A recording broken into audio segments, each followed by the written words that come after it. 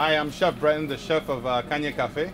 And here, this is the place I like to shop. This is where I come and find my juicy ingredients. Anyway, these are our peppers we like to use. We call them ají tomate or ají. We use them a lot for salads, for our seafood salads. And actually, this is a very nice one. We look for the nice shine, the nice crisp. You see how it's moist. When you go to a store and you want to see this moisture on the vegetables because it keeps them fresh, it keeps them crisp. Like everything else, like us, we need water. So I enjoy this, and I enjoy these beautiful colors. You want to look for the nice shining colors, which are beautiful. And you also want to look here, that this is still nice and green. Tells you the freshness of this. So with this, I usually do a 3-pepper salad and use calamari for this dish. And so one of the dishes I usually do for specials, which more likely you're going to see at Cana Cafe. I enjoy this place so much. You can smell like the herbs we have here. We have a simple parsley, but the freshness, the crispness of it, it's just like when you look for salad. When you look for any soft herb, this is what you want to look for. You want to look for freshness and crispness. So this would give me a lot of flavor in my dish. Let's put this here in my little bag of goodies. And what else we got? Oh, now, as you can see, this, if you guys can guess at home what this is basil. One of the nicest, most aromatic herbs that you can use in any dish, especially fresh. Italian food goes fantastic at the end of the pasta. Let's open this up. I want you to see this. And when you get an opportunity, your purveyor or your supermarket has fresh basil, always try to buy it with the root, because that's why you can keep it at home in the root and then pluck off the leaves as you need them. So this is very nice. This is really good. Excellent. Well, these are the kind of tubers that I grew up on. Potatoes, red bliss, yellow. We have yuca. This is given in a lot of Caribbean islands. This is a staple food from the Dominican Republic and a lot of the Caribbean islands. And what I want to do is, with all these staple food, is bring it into a new evolution, a new creation on how to use. Example for this one. One of my favorites. We bake them, we fry them, we do everything with them except souffle. And that's my objection, to make souffle out of this. This is going to become one of the nicest, lightest souffles with a nice chorizo sauce. This is what you're going to see in Cana Cafe. And that's the direction we're going. And what you want to look for is, yes, you want to see part of the redness flaking off. This tells you this is bursting out with flavors. Excellent, excellent, excellent. And this, oh, my mom made this on Sundays, called yuca, boiled with a couple little red onions. And you'll see that in brunch in Cana Cafe also. We'll do a little fried yuca, a little new style, my version of it. And let's see what else we have, what we're going to prepare. Very important. We have a nice Spanish onions. These are very common, very, very typical in our kitchen. But I'm going to switch it up and go with the nice white onion. This brings a little bit more of earthy flavor to it. A little kick, a little, not so much a spicy. You could call it more garlicky onion. This is a very nice onion for French onion soup, which we also have at Cana Cafe. Latin style one more time. So here we are with our plantains. And the beautiful thing about plantains from the Dominican Republic, this is our staple green banana. And this is what we use in Cana Cafe, this beautiful plantain for our fried chips that we do over there. But as you see, actually this and this one are the same, except the only difference is that we let this one ripen a lot more and it becomes a lot sweeter. So we fry it just the same, or bake it in the oven, or even sometimes even use it for a couple of special kind of desserts at the end of our meal. But these are slightly different. These are actually much more healthier, lower in carbs. These mostly come from Colombia this time of year. They're called rulos.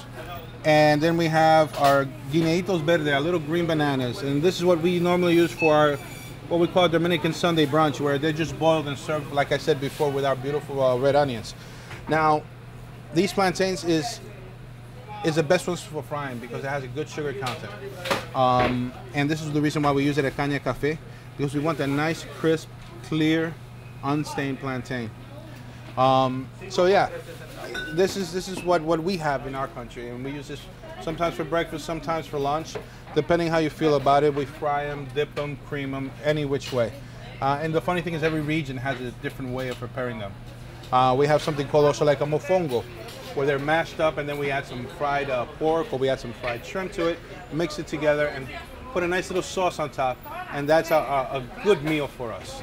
Okay, here we have another of our staple dishes from the Dominican Republic is el bacalao. Bacalao is a process of drying fish.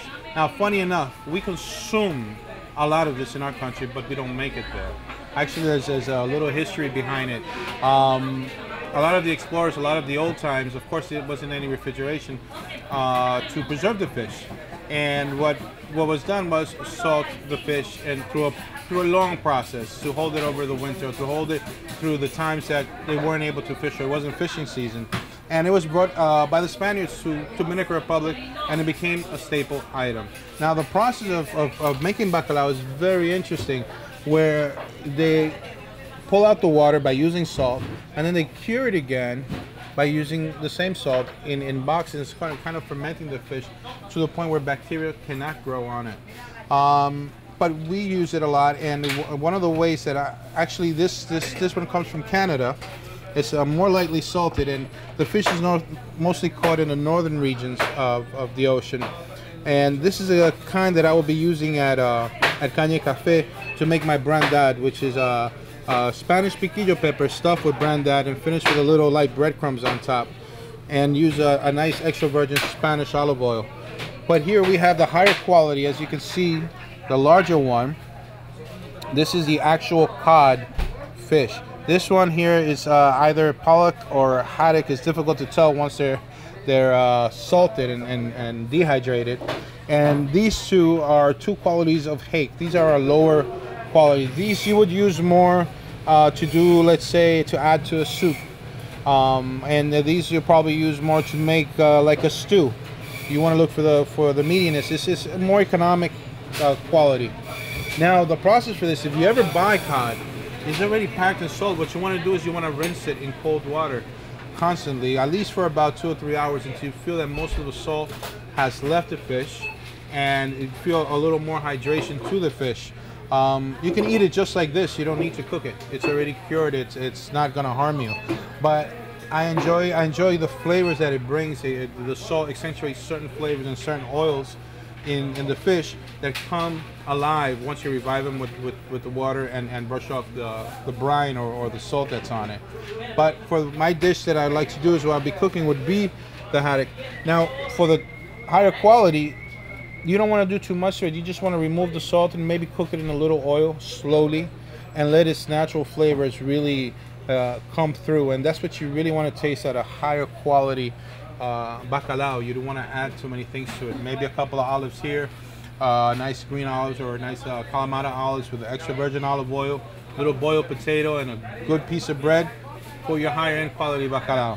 It's amazing. It's like a cigars. You have the good ones all the way to the short ones, but bacalao is always good.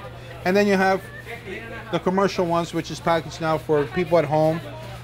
Some of these, they still have the pin bones, and this one here would be without the pin bones.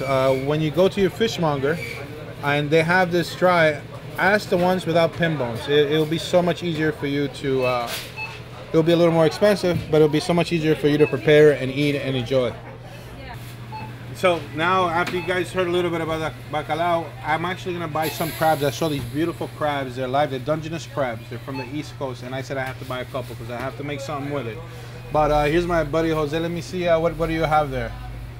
You want to flip it around? I still want to keep my fingers. Wow, that is beautiful. These are the East Coast crabs. Yes, it is. They're very nice. It goes big claws. You don't want to get your fingers cut in there or anything else. But that's a lot of meat in there. Nice and fresh. Let me get like 3 or 4 of those. Thanks. So I can't wait until I get this in my pot. I don't know if I'm gonna roast them. I don't know if I'm gonna steam them. I don't know if I'm gonna boil them. All I know, I'm gonna eat them. That's but when I get home, I'll see what I'm gonna play with a little bit. But they're beautiful. They're fantastic, and this is, I like coming to this place because of that. I find live crabs in water. You can't, it's exciting, and it's always great service. But one of the things that I want to say, so when you go out and you look for things. Look for those things that excite you. Look for those things that make you say, you know what, I want to try it. And even if you know what, if you don't know what it is, somebody in there will know what it is. Ask them what it is, how it's used, how you can prepare it, and play with it. You know, that's how I started learning how to cook. Then I went to school, but that's my passion. What do we got there? Excellent. Well, my journey here at La Rosa ended, but it's going to continue in my kitchen. And you know, I'm so happy to come here because I always find something new, exciting, and different. But remember, always support your local market in your community because they are going to strive to get you the best product possible. And the more you support them, the more new things you'll keep finding and the more new things you can experiment with. So don't forget, look for the freshest, work with the best, and that way you can stay the healthiest. Well, it's always nice, but I gotta go because I am hungry. I'll see you. See you.